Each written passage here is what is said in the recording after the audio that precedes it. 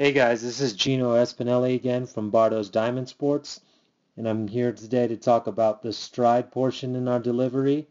We've gone over the lift and separate over the last few weeks, and I hope you've been practicing it. So when we talk about stride, I'm looking at a few different things. I'm looking at the glove being up and out towards the target, not being too weak on that glove side. I'm looking at your body being centered as you drive down the hill. That means it's not leaning too far forward or too far back.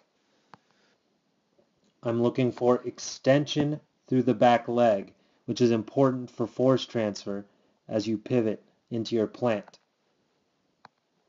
And then mostly I'm also looking at your hips, that they are driving down home plate, towards home plate, which means you're not buckling on that back leg and you're efficiently transferring your weight.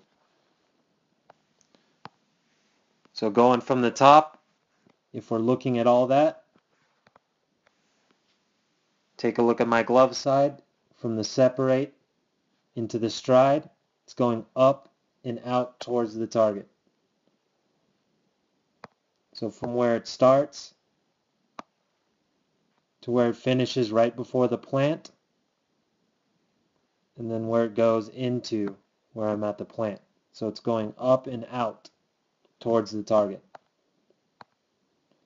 Now we're going to look at my body being centered into the plant.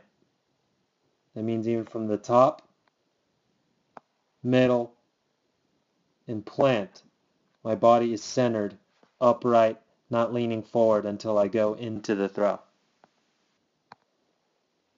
Looking at the extension through the back leg, I'm not hopping into the delivery, I'm extending into that front hip. And then speaking of my hips, they start right there and they end right there. So if we draw a straight line and compare that to the hill, it's fairly close. So now we're going to look at a couple videos that I've shot over the last week and then compare the mechanics. So over the past few weeks, I've noticed a couple kids having the same problem with collapsing on the back leg. And when you do that, your hips drop before they drive out to home plate. And that's not really efficient transfer of power. You want them to start and go in a straight line towards home plate without collapsing too much. And to illustrate that point, we're comparing two different videos. The guy on the left collapses on that back leg before he drives out, whereas the guy on the right has more of an efficient drive towards home plate. They both have pretty good glove sides and extension through the back leg. It's just that dropping of the hips that I have a problem with on the guy on the left. He does have a strong arm, but if I draw a line of where he stops, he goes down, and then he goes out. Comparing that to the guy on the right, I mean, he goes down a little bit, but then goes in a more straight line towards home plate.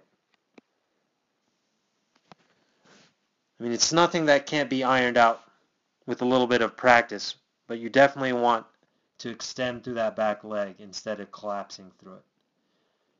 If you have any more questions about this, come see me after practice. I'll be happy to go over it with you.